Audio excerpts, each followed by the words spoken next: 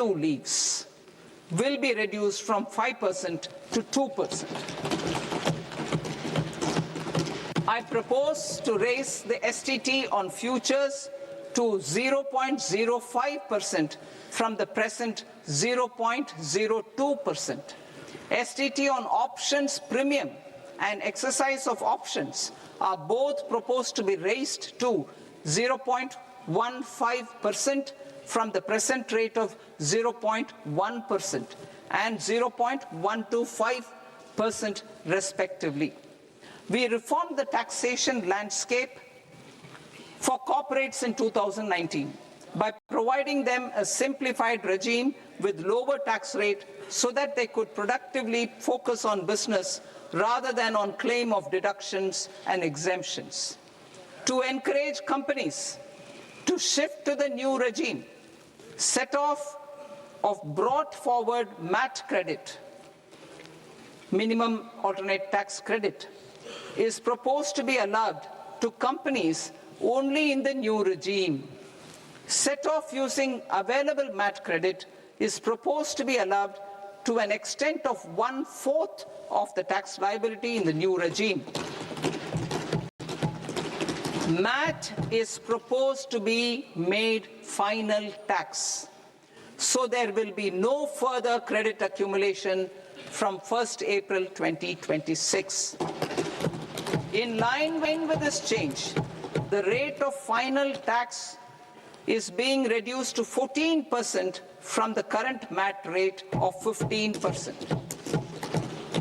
The brought forward MAT credit of taxpayers accumulated till 30th March 2026 will continue to be available to them for set-off as above. Indirect taxes. I shall now take up proposals related to indirect taxes. My proposals for customs and central excise aim to further simplify the tariff structure, support domestic manufacturing, promote export competitiveness, and correct inversion in duty. To continue weeding out long-continuing customs duty exemptions, I propose to remove certain exemptions on items which are being manufactured in India or where the imports are negligible. Similarly, to further simplify the process of ascertaining the rate of duty applicable on a particular item, I propose to incorporate certain effective rates in various customs notifications to the tariff schedule itself. I shall now take up sector-specific proposals. Promotion of exports of marine, leather, and textile products. I propose to increase the limit for duty-free imports of specified inputs used for processing seafoods for export from the current 1% to 3% of FOB value of the previous year's export turnover. I also propose to allow duty-free imports of specified inputs, which is currently available for exports of leather or synthetic footwear, to exports of shoe uppers as well.